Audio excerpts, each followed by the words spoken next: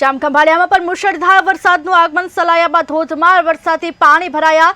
નીચાણવાળા વિસ્તારોમાં પાણી ભરાયા. અનેક મકાનોમાં વરસાદી પાણી ઘૂસતા હાલાકી ભોગવવાનો વારો.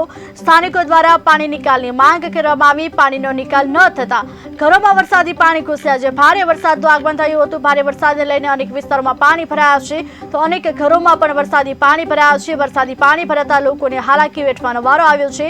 જામખંભાળિયામાં પણ મેઘો મુશળધાર વરસી રહ્યો છે. સલાયામાં ધોધમાર વરસાદથી વરસાદી પાણી ભરાયા.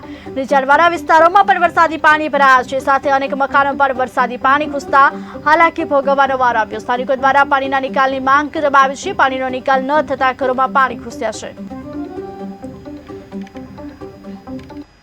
અત્યારે છે ને આ ઇલાકામાં બહુ પાણીની તકલીફ વરસાદની પડી ગઈ છે. અત્યારે પાણી અમુક ઘરમાં ગળે છે ને પાણીનો ક્યાં નિકાસ નથી. એટલે હું નગરપાલિકાની અપીલ કરું છું કે અહીંયા કાંઈક જીસીબી મોકલે તો કાંઈક સારું થઈ જાય. અહીંયા માણસોના ઘરમાં પાણી ગળી ગયા છે તો હું અપીલ કરું છું કે નગરપાલિકા હેલ્પ માટે કે અહીંયા રેલવે સ્ટેશન આગળ જીસીબી મોકલીને અમારી મદદ કરે. આ તમે જોઈ શકો છો કેટલો પાણી અહીંયા આવ્યો છે. પાણીનો આખો નિકાસ ક્યાં રહ્યો નથી.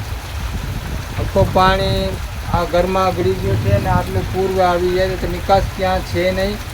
તો અમે અપીલ કરીએ છીએ કે નગરપાલિકા સલાયાની છે તો અમે કાંઈક સુવિધા આપે ને અને કાંઈક જીસીબીનો બંદોબસ્ત કરે તો અમારે અહીંયા લોકોની હેલ્પ થઈ જાય. આપણે અત્યારે છે ને આ